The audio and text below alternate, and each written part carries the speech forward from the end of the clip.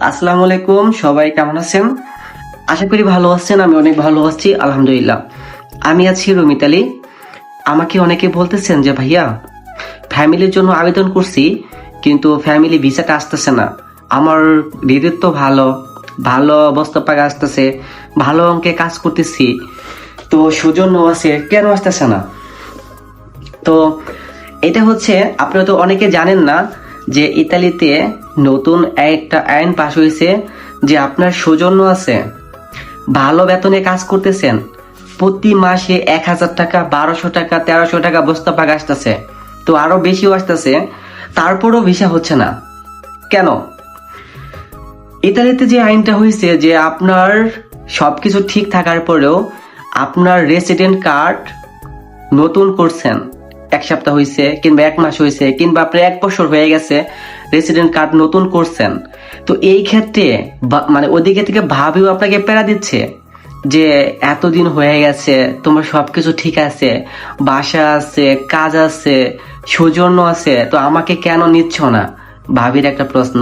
তো আপনাকে কি করতে হবে? আপনাকে তো বলতেই হবে যে ইতালিতে 2025-এ নতুন আইন করছে, রেসিডেন্ট কার্ড 2 বছর না হওয়া পর্যন্ত আপনি ফ্যামিলির জন্য আবেদন করতে পারবেন না। আর যদি করে থাকেন তো আপনাকে সেটা রিজেক্ট করে আবার নতুন করে আবেদন করতে হবে। এখন আপনার 2 বছর কন্টিনিউ রেসিডেন্টের থাকতে হবে, রানিং থাকতে হবে।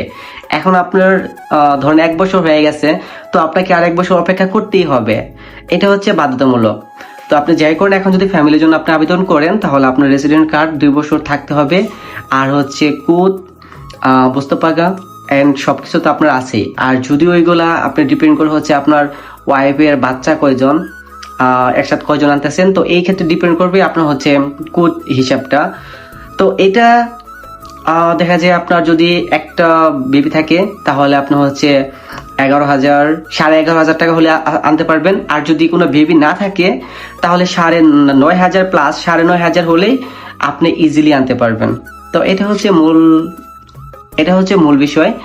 তো এটা নিয়ে আফসোস করবেন না, আর এটা নিয়ে টেনশন হওয়ার কিছু নাই। আপনারা একটু খবর নিয়ে দেখেন যে আপনাদের ভিসাটা কেন আসতেছে না, তো আপনি হয়তো বুঝতে পারবেন। অনেকে জানে, অনেকে জানে না। যারা জানে না তারা হয়তো আপনারা দ্রুত অ্যাকশন নেবেন, দ্রুত এটার সমাধানে যাবেন যে কিভাবে সমাধান করা যায়। আর যারা জানেন তারা তো জানেন অলরেডি যে কিভাবে কি করতে হবে। তো এই বিষয়ে আশা করি সবার ক্লিয়ার হয়ে গেছে। তো ভালো আছেন, ভালো থাকবেন, আমার জন্য দোয়া করবেন। আসসালামু আলাইকুম।